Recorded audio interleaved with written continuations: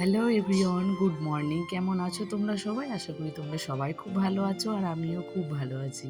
Indra for প্রিয়া ব্লগে নতুন একটি ভিডিওর সঙ্গে তোমাদেরকে অনেক স্বাগত জানাই আর অনেক ভালোবাসা জানিয়ে আজকের ভিডিওটা শুরু করছি। আশা করি ভিডিওটা তোমাদের খুব ভালো লাগবে। আর যদি ভালো লেগে থাকে তাহলে প্লিজ কেউ একটু কমেন্ট করতে ভুলো না।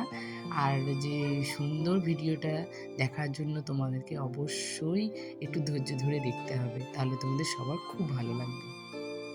আজকের ভিডিওটা একটু ভোরবেলা থেকেই শুরু করেছি, কারণ ভোরবেলা একটু কাজের চাপটা আছে, কারণ আশিপাশি কাজগুলো তো তোমাদের সঙ্গে খুব একটা শেয়ার করা হয় না। তাই ভাবলাম যে আজকে যখন ভোরবেলা থেকে কাজগুলো শুরু করেছি তাহলে একটু তোমাদের সঙ্গে শেয়ার করি। তো এখন বাজে প্রায় ধরো 4:30 মতো। তো 4:30 থেকে আমি ভিডিওটা শুরু করেছি। কারণটা হচ্ছে যে সকালবেলা হাজব্যান্ড অফিসে যাবে, সকালে বলতে না পারে একটু ভোরভোরই বেরোবে। তো ভোরভোরটা আর হয়নি বেরোনো, তো তারপরে ও ঘুম থেকেও উঠতে পারেনি। তো তার আগে ভাবলাম যে আমি বাসি কাজগুলো কমপ্লিট করে নিই, কারণ বাসি কাজগুলো কমপ্লিট না করে তো ঘর থেকে বেরোনো যায় না। আর এটাই হয় আমাদের বাড়ির বউদের একটু সকালবেলার কাজ বলতে পারো। আর সংসারের জন্য একটু লক্ষ্মীশ্রী বজায় রাখার জন্য, সংসারের মঙ্গলের জন্য এসব কাজগুলো আমরা করে থাকি। যেমন আমরা বাসি জামা কাপড়ে কোনো কিছু করতে পারি না, ঠিক তেমনই কোথাও গেলে বাসি ঘর থাকলে মনে হয় আমাদেরও সেটা ভালো লাগে না। মনে হয় নিজেকে যেমন একটু ফ্রেশ লাগে, তেমন ঘর বাড়ি একটু ফ্রেশ লাগলে খুব ভালোই লাগে। আর সংসারের মঙ্গলের জন্য আমাদেরকে করতে হয়, আর কিছুটা লক্ষ্মীশ্রী বজায় রাখার জন্য আমাদেরকে চেষ্টা করতে হয় সকাল সকাল একটু ঘুম থেকে উঠে বাসি কাজগুলো কমপ্লিট করে নেওয়ার। তো সকালে ঘুম থেকে উঠে আগে বাসি ঘরটা ঝাড় দিয়ে নিলাম, তারপরে একটু সোফাটাও ক্লিন করে নিয়েছি। আর আগের দিনে যে জামা কাপড়গুলো ছিল তো সেগুলো একটু ভেজাই ছিল, মামামের কাঁথাগুলো।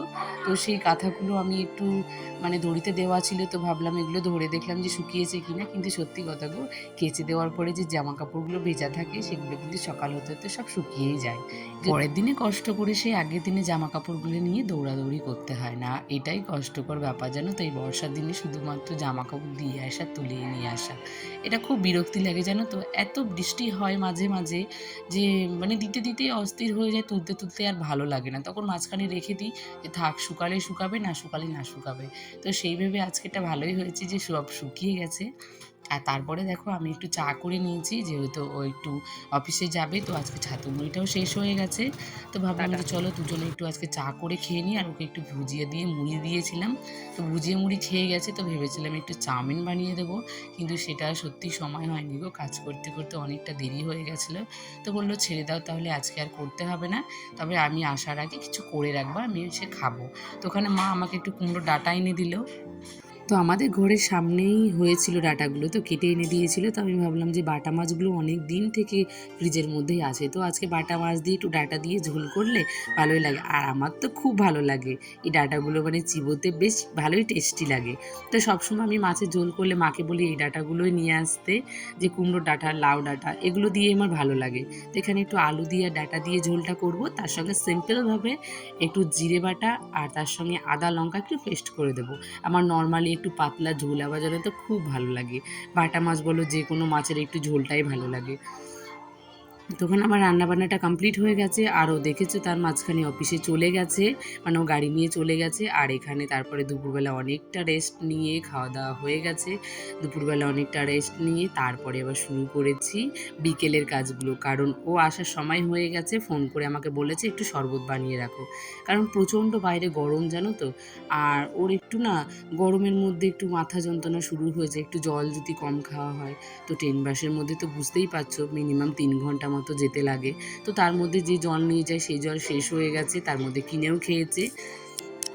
তো তারপরে আবার ও আমাকে বললো যে একটু লেবু জল করে রাখো, কারণ গরমের মধ্যে। আমি বললাম ঠিক। তাই ও আসার আগে আমি একটু শরবতটা একটু চিনিটা ভিজিয়ে রাখলাম, আসলেও কি লেবুটা একটু দিয়ে দেবো, লেবুটা একটু চিপে। তাহলে কি বলো তো, লেবুটা দিয়ে রাখলে না তেতো হয়ে যায়, ও খেতে চায় না।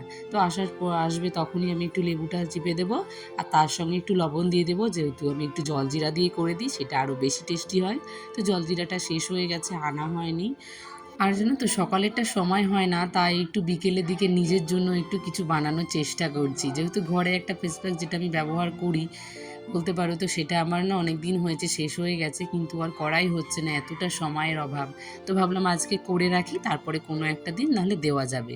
তো আমি একটু ঘরে যে জিনিসটা ব্যবহার করি তার মধ্যে একটু মুলতানি মাটি দিই, তার সঙ্গে আমি অ্যালোভেরা জেল দিই, আর বেসন আর লেবু এগুলোকে সবগুলোকে মিক্স করে আমি একটা দিন ভিজিয়ে রেখে দিই।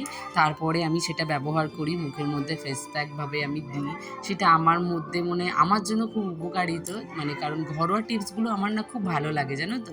ফেস প্যাকটা আমি করে রেখে দিলাম একটা দিনের জন্য ফ্রিজে, আর তার সঙ্গে ওর জন্য যে আমি চিনি জলটা ভিজিয়ে রেখেছিলাম তো সেটাও ফ্রিজে রেখে দিলাম। তারপরে আবার এসে গেছি রূপোর জিনিসগুলো নিয়ে, কারণ আমি রূপোর জিনিসগুলো জানো তো বাড়িতেই আমি পরিষ্কার করে নিই। কারণ আগে আমি করতাম লেবু দিয়ে, এখনও লেবু দিয়ে করি, কিন্তু নতুন কিছু জিনিস দিয়ে করি।